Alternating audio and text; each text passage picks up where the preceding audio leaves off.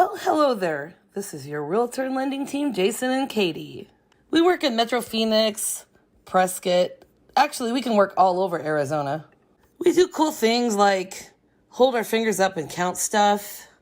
We also do things like point and hold our hands in positions where it looks like we're talking about something really important.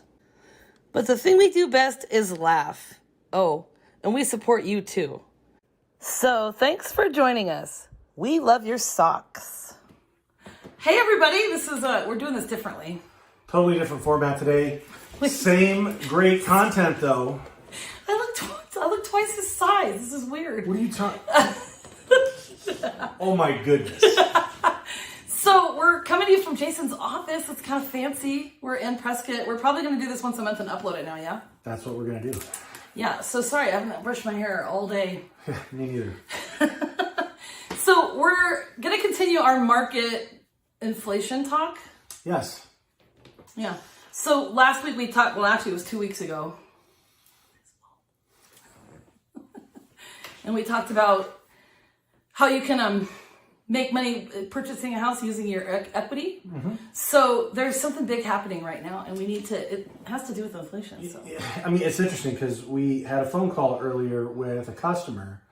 Clients, let's say. Well, so sorry. So much more bougie if we say a client, right? It's my clients. So the client asked a good question because we were explaining how interest rates have gone up, which they have.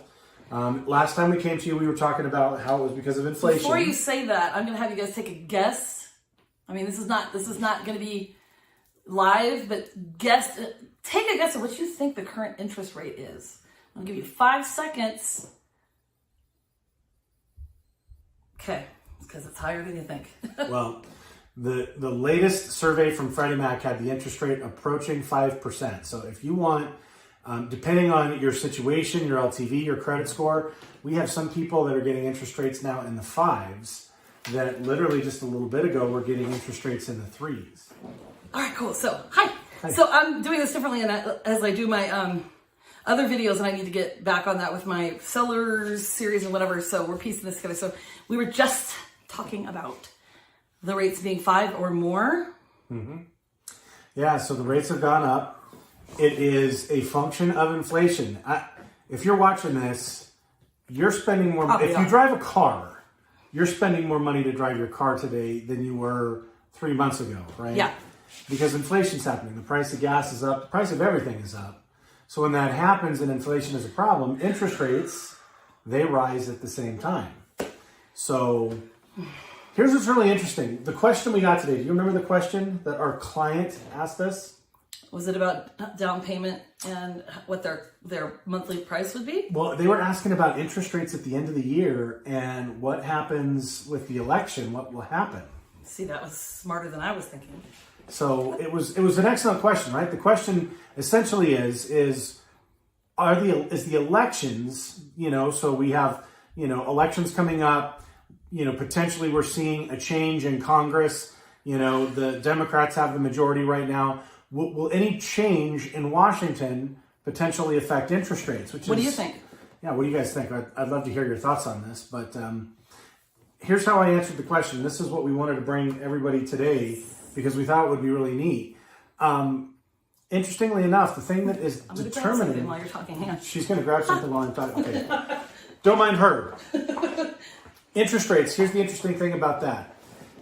It's more about what the Federal Reserve is doing right now in terms of interest rates.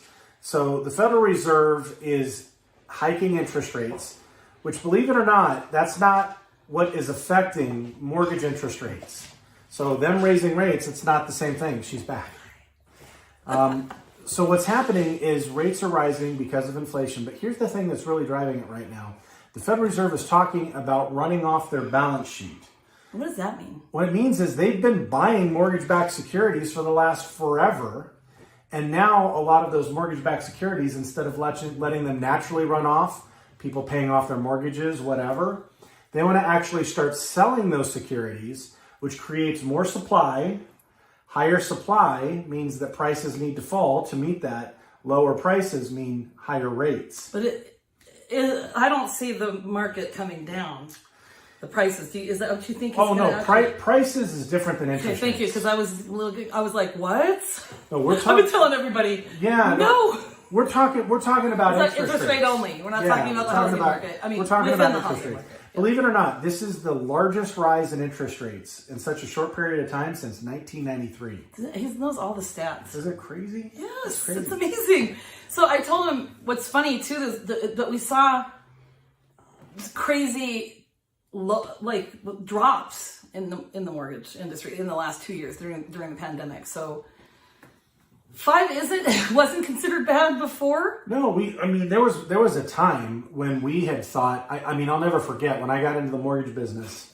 We were doing loans at 10%. That's how long I've been doing it. And when rates fell below 7, we thought, oh my goodness, what in the world are we going to do in a world where interest rates are less than 7? So, hey, you want to know why 5 sounds high? Do you know why 5 sounds high? Because we've been at 3 or less. Because we've been at 3. That's the only reason 5 sounds high. Exactly. Is because we've been at 3. But if we were to go back even 3 short years ago, if we were to go back really 2.5 years ago, these are the rates that we were talking about. We're right in the pocket of where it is that we've been, except for when COVID really hit the beginning of 2020. So it's not that big of a thing. When you look at it historically, it sounds high because of where we just came from. So here's the question, Jason. Okay. Question. 2 questions.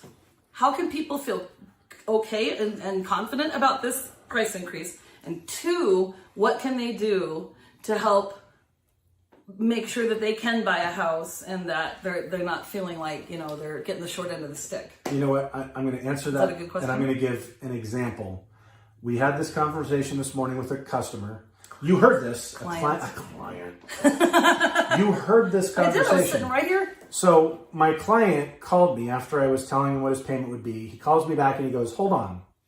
He said, this monthly payment, if I make this 360 times, that means that $400,000 house that I'm buying, I'm paying $975,000 in payments. Yeah. And I said, yes, you are. And he's like, oh, and he wasn't happy about it. And I said, I'll tell you what, let me put it into perspective for you though. So you're you have an option, right? You can choose to rent or you can choose to buy.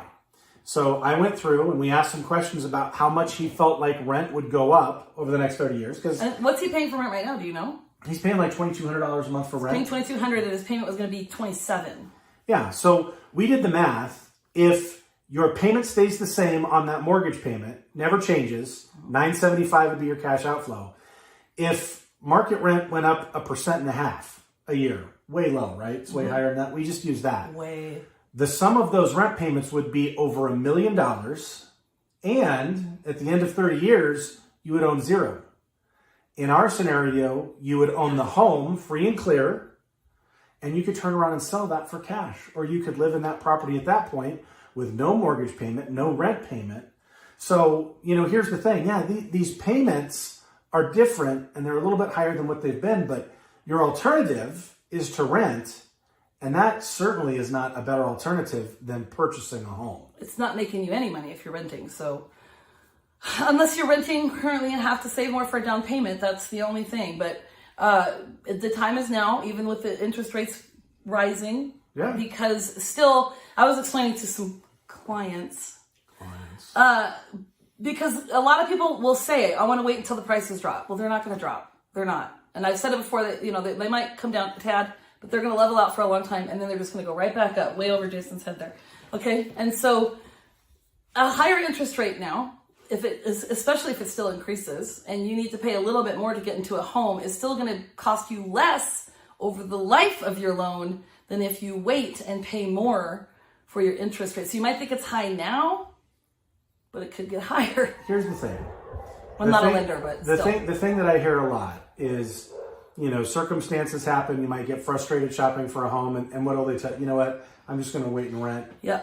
And what they're doing is they're hoping that the market is going to crash. They're hoping, and here's the problem: hope is never a really good plan, is it? No, it's not. And so what we're talking about, it's math, right? It's just math. And I was an English teacher, so I need this fella to explain it to me. So there it is. You heard it here first. So to sum up, really, I mean, people, yes, I think any change causes people to stress, right? Unless it's dropping. Of course. But then people were stressing about refinancing then too, to make sure they get it done in time and, you know, whatever they have to do. So there's always options. There are always options, and we're here for you, right? That's the whole point. I mean, even if you're in that mode right now where you're renting and saving that down payment, we do have down payment assistance options, which can help.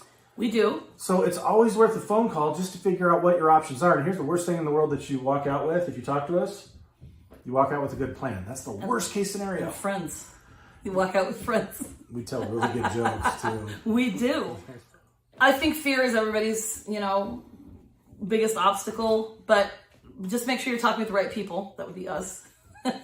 And helping you plan, because he's really good at that. I make him do everything for my clients because they're always asking, and what is the payment going to be? How long is the loan going to be? What do you think the rates will be? So just think about it. You can always refinance if the rates drop in the future. So, absolutely. Right? It'd be worst case scenario right now, unless the rates go up, and then it's not a worst case scenario anymore. Right. So it's a good thing. Right? Full service. Full service. Okay, so now it's time for Weird in the News. Jason, who's my little buddy that I carry around with me all the time? He goes by the name of Sasquatch. Yes, and he is a tiny little Sasquatch. Exactly. And he's magical. He actually has come out to hang out with Jason, but he hasn't shown me any pictures yet. But he goes on these little adventures. He's been to Ohio. He's been to He's Disney. not comfortable in Prescott yet. He's taking the lay of the land. There's a lot of trees up here. You should be comfortable. He'll be around. But there's some news. Okay, so there's some Sasquatch news. No. And when I get home, I'll show you Sasquatch on here. I'll show a little picture. We'll put him right here, and there he is. And this is it. This is a Sasquatch story in Michigan, Jason. Michigan. Police investigate theft of a Sasquatch lawn ornament. How big do you think that ornament was? They're looking. A Sasquatch lawn ornament that somebody stole. I mean, what? It'd have to be, this big, maybe something like this. 7 feet tall. So somebody has a 7-foot-tall Sasquatch statue in their front yard. Think Harry and the Hendersons is what I'm thinking. It's a Seinfeld episode. Yeah, Harry and the Hendersons, right? So they stole. It's a metal Sasquatch lawn ornament from a home in southern Michigan. Wait, metal? Metal. So that's gotta be heavy AF, right? Yeah. The item, crafted from sheet metal, was stolen from a home in St. Joseph County's Park Township on or after March 22nd. So it's recent. Recently. Yeah. It has a rusty brown color with various sharp edges to resemble the fur of the mythical ape-like Bigfoot. Wow. It'd be very easy to steal Sasquatch. Not so easy to deal a 7-foot metal. But here's what was seen taking this statue away. Okay, a white paneled van with dark driver and passenger side windows was observed parked in the area. Okay, so do you know what I call those? No. So white vans that don't have the windows in the back, we call them SKVs, serial killer vans. That's what, yeah. SKVs. They were going after that.